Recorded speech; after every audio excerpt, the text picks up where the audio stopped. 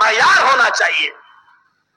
آج کیا دوسروں کے ساتھ جا رہے ہیں, دوسروں کے ساتھ بھاگ رہی ہیں, دوسروں کے ساتھ. اور جائیے مہاراشٹر کا ریکارڈ دیکھیے, 3 لاکھ لڑکیوں کی اپلیکیشنیں کورٹ میں پہنچی ہوئی ہیں, 17-16 سال کی لڑکیوں کی.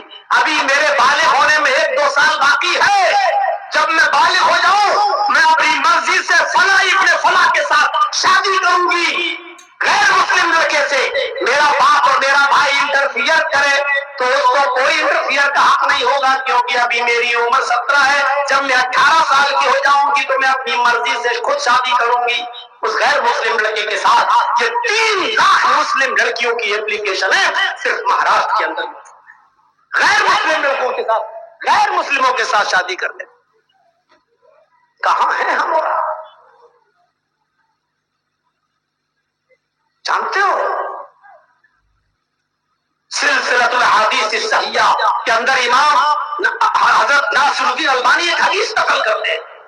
وہ کہتے ہیں اللہ کے نبی صلی اللہ علیہ وسلم نے فرمایا کہ آدھی رات کے بعد آسمان کے سارے دروازے کھول دیے جاتے ہیں. حدیث کے الفاظ کیا ہیں؟ تفتح ابواب السماء نصف اللیل وینادی مناد. آدھی رات کے بعد آسمان کے سارے دروازے کھول دیے جاتے ہیں اور ایک پکارنے والا پکار کر کہتا ہے حل من داعٍ فیستجاب لہ. ہے کوئی اللہ کو پکارنے والا جو اللہ کو پکارے, اللہ اس کی پکار کو سنے. حل من سائل, ہے کوئی سوال کرنے والا, فیعطا, اللہ اس کو دے. حل من مکروب فیفرج عنہ, ہے کوئی ستم زدہ, ہے کوئی پریشان حال جو اپنی پریشانی اللہ کے سامنے رکھے اور اللہ اس کی پریشانی کو دور کرے. یہ ہر فرشتہ ہر رات پکارتا ہے.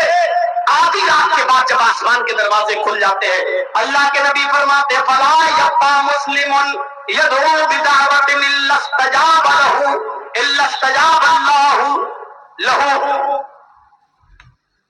ساری دنیا کے مسلمانوں میں جتنے بھی لوگ آدھی رات کے بعد اٹھ کر اللہ سے مانگتے اللہ سب کو دیتا ہے اور ہر ایک کی دعوت کو قبول کرتا ہے, ہر ایک کی دعا کو اللہ سنتا ہے, جو مانگتا اللہ دیتا ہے. لیکن آدھی رات کے بعد بھی سب کو دیتا ہے, لیکن ان 2 لوگوں کو اللہ آدھی رات کے بعد بھی نہیں دیتا. وہ کون 2 لوگ ہیں؟ فرمایا الا تسعى بفرجها. ایک اس عورت کو اللہ کچھ نہیں دیتا اس رات میں, چاہے پوری رات تہجد پڑھے, لیکن اللہ اس عورت کو بھی نہیں دے گا. کس کو؟ جو زنا کرتی ہے. تسعى بفرجها, اپنی شرمگاہ کو لے کے دوڑتی ہے, کبھی ادھر کبھی ادھر کبھی ادھر. یعنی کال گرل یا طوائف, جسم فروش جو اپنا جسم بیچتی ہے. ابھی اس کسٹمر سے نپٹی, پھر 1000 روپے کہیں ملا, دوسری جگہ چلی گئی, پھر تیسری جگہ چلی گئی. تسعى بفرجها, جو اپنی شرمگاہ کو لے کر ادھر ادھر بھاگی پھرتی ہے, ایسی عورت کی دعا اللہ تعالیٰ آدھی رات کے بعد بھی نہیں سنتا ہے. اس میں وہ لڑکیاں بھی شامل ہیں. ایک کو چھوڑا, اس کے ساتھ غلط کام کیا, اس کو چھوڑا, اسے محبت چھوڑی, دوسرے کو پکڑ لیا, دوسرے سے 1 سال تعلق کیا, اس کو چھوڑا, پھر تیسرے کو پکڑ لیا, تیسرے کو چھوڑا, پھر چوتھے کو پکڑ لیا, اور سب کے ساتھ سب کے بستر پہ سوتی ہے, سب کے ساتھ غلط کام کرتی ہے. یہ لڑکی چاہے وہ پیسہ بھی نہ لیتی ہو, فری میں اپنے بوائے فرینڈ کے سامنے اپنے جسم کو پیش کر دیتی ہو, لیکن کئی اس کے بوائے فرینڈ ہو تو یہ لڑکی بھی اس میں شامل ہے. ایسی لڑکی اور ایسی عورت کی اللہ تبارک و تعالیٰ دعا نہیں سنتا, اور وَأُشَارًا, ناجائز ٹیکس لینے والے کی بھی نہیں سنتا. ہمارے گھر کے باہر دروازہ لگا ہے, ہم نے روک لگا دی, نہیں صاحب آپ یہاں سے نہیں گزر سکتے ہو. کیوں؟ اگر گزرنا تو 100 روپے دو. راستہ سب کا, لیکن ہم پاورفل ہے, ہم نہیں نکلنے دیں گے صاحب. کیوں؟ ارے میرے گھر کے سامنے دروازہ ہے, میں نہیں جانے دوں گا. میرے گھر کے سامنے روڈ ہے, میں نہیں نکلنے دوں گا. ناجائز ٹیکس لینے والا, ناجائز طریقے سے وصولی کرنے والا ایک اس آدمی کی دعا بھی اللہ رب العالمین نہیں سنتا ہے, دعا قبول نہیں کرتا ہے. میرے نوجوانوں, آخری چیز بتا رہا ہوں تمہیں, سنتے چلو. جس طرح لڑکیاں بگڑ رہی ہے سماج اور سوسائٹی کے اندر, لڑکے بھی آج ان کا ماحول خراب ہے. تم دوسروں کی ماں بہن بیٹیوں کو غلط نظر سے دیکھو گے تو تمہاری ماں بہن بیٹیاں بھی محفوظ نہیں رہیں گی. یہی اسرائیل 48 سال کا ایک یہودی اسرائیل کے ایک شہر ایلات کے اندر جاتا ہے, بزنس کرتا تھا, بزنس. ایلات اسرائیل کا ایک شہر ہے, بہت مشہور شہر ہے, جیسے ہندوستان کا ایک شہر ہے گوا, بہت ننگا شہر ہے. ہندوستان میں سب سے زیادہ گندگی اگر آپ کو ملے گی جسم کے اعتبار سے تو گوا میں ملے گی, بمبئی اور کچھ نہیں ہے اس کے آگے. اور پوری دنیا کا سب سے زیادہ ننگا شہر پیرس, امریکہ کچھ نہیں ہے, دنیا کا سب سے زیادہ گندا شہر پیرس, اور ہندوستان کا سب سے گندا شہر گوا. وہاں کے جوہو پہ چلے جاؤ, سمندری علاقے میں چلے جاؤ تو ہلکا سا تار بھی نہیں رہے گا جسم پر, پوری نیوٹ نیکڈ ننگے لڑکے اور ننگی لڑکیاں سمندر کے کنارے آپ کو پڑے ہوئے ملیں گے. ایسا ہی اسرائیل کا ایک شہر ہے جس کا نام ہے ایلات. اس ایلات کی ایک 5 اسٹار ہوٹل میں یہ 48 سال کا ایک آدمی جو بزنس مین کا جاتا ہے اور ہوٹل کے مینیجر سے مل کر کہتا ہے کہ ہمارے لیے کسی کال گرل کا انتظام کرو, گھر کا کھانا کب تک کھائیں گے, آج باہر کا کھانا کھانا چاہتا ہوں. عیاشی کے ارادے سے اس نے کہا کیسی لڑکی چاہیے, لڑکی خوبصورت ہونی چاہیے. کہا ٹھیک ہے آپ کو خوبصورت لڑکی مل جائے گی. کا پوری رات کے لیے چاہیے, پیسے فکس ہوتے ہیں, کاؤنٹر پہ پیسے جمع کر دیے جاتے ہیں. لڑکی کو فون کر کے ہوٹل کا مینیجر بلاتا ہے, کال گرل آتی ہے, اس کو روم نمبر بتایا جاتا ہے, اس روم نمبر میں تمہیں جانا ہے, تمہارا پیسہ پیڈ ہے, وہ آؤ ہم تمہیں دے دیں گے, صبح جب جاؤ گی تو اپنا پیسہ لے کے چلے جانا.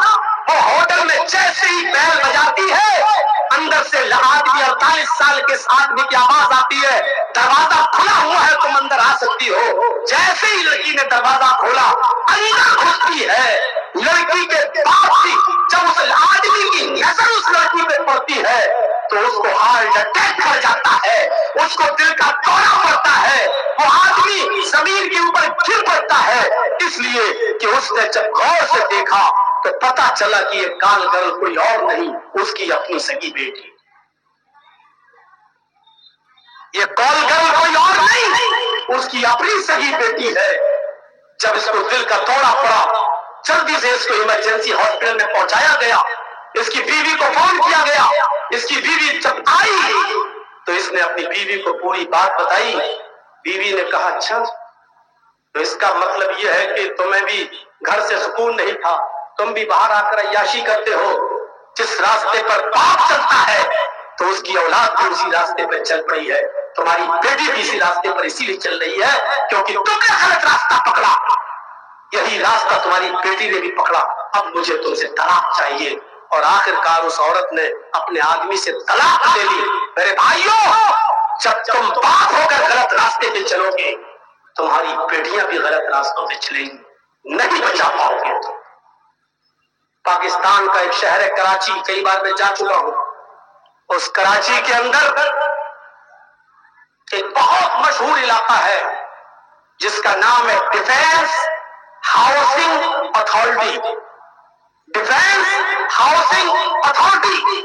اس ڈیفینس ہاؤسنگ اتھارٹی میں ایک بہت خوبصورت پرائیویٹ نجی اسکول بنا ہوا ہے, بہت خوبصورت. امیر ماں باپ کے لڑکے اور لڑکیاں اس اسکول کے اندر پڑھتے ہیں, نجی اسکول ہے. اس اسکول کے 4 اسٹوڈنٹس نے یہ طے کیا کہ آج کسی لڑکی کو ہم بہکائیں گے, پہلائیں گے اور ناشتہ پانی کے بہانے اس کو ایک کمرے میں بند کر دیں گے, اور 4 لڑکے اس سے ایک ایک کر کے اس کے ساتھ آج زنا کریں گے, زیادتی کریں گے اس کے ساتھ.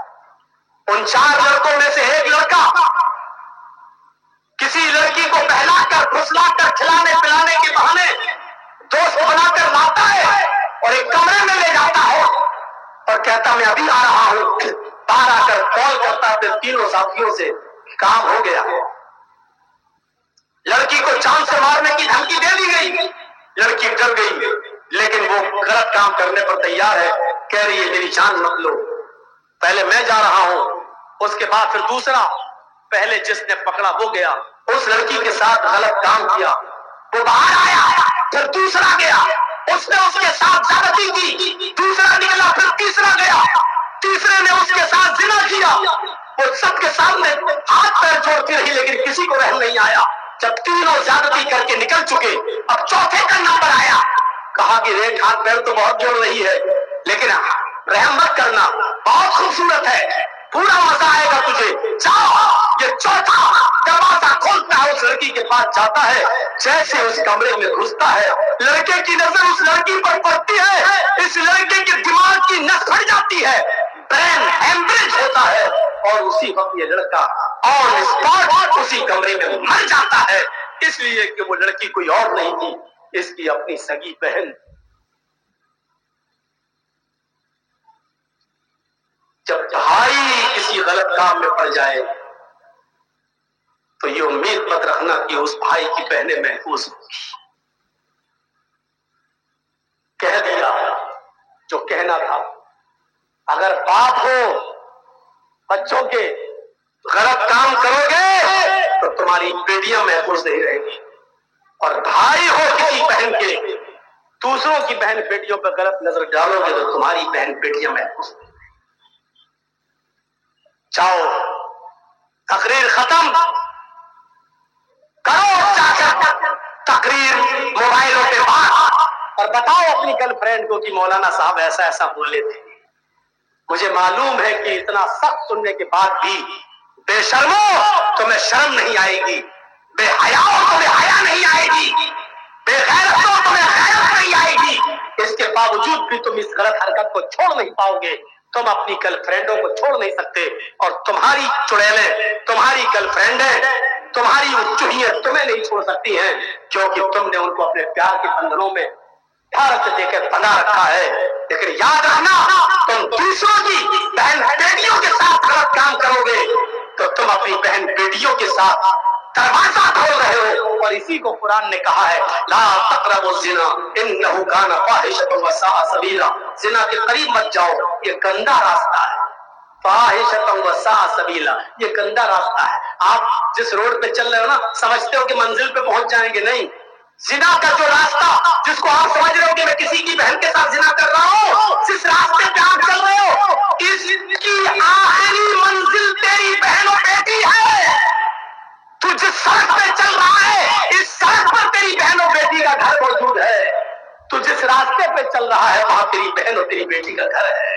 اس لیے یاد رکھ، قرآن نے اس کو گندا راستہ کہا ہے، گندا راستہ، اسی لیے راستہ کہا ہے کہ جس راستے پہ تم چل رہے ہو یہ راستہ تمہاری بہن اور تمہاری بیٹی تک پہنچ رہا ہے۔ اللہ سے دعا کرتا ہوں اصلاح معاشرے پر ہونے والے اس پروگرام کو ختم کرنے کے بعد، مجھے اتنی امید نہیں تھی کہ اتنا تھکنے کے بعد اور اتنا گشی اور چکر آنے کے بعد میں اتنی دیر بول دوں گا۔ 2 گھنٹے ہو گئے، 2 گھنٹے میرے بھائیوں، 5 منٹ باقی ہے، 1:15 پہ بولا تھا اور 3:15 ہو رہے ہیں، 2 گھنٹے میں نے کھینچ دیے۔ اللہ سے دعا کرتا ہوں کہ اللہ تو ہمارا امتحان مت لے، اور اگر تو ہمارا امتحان لیتا ہے تو اس امتحان میں پورا اترنے کی ہمیں توفیق عطا فرما، ہمارے معاشرے کی اصلاح فرما۔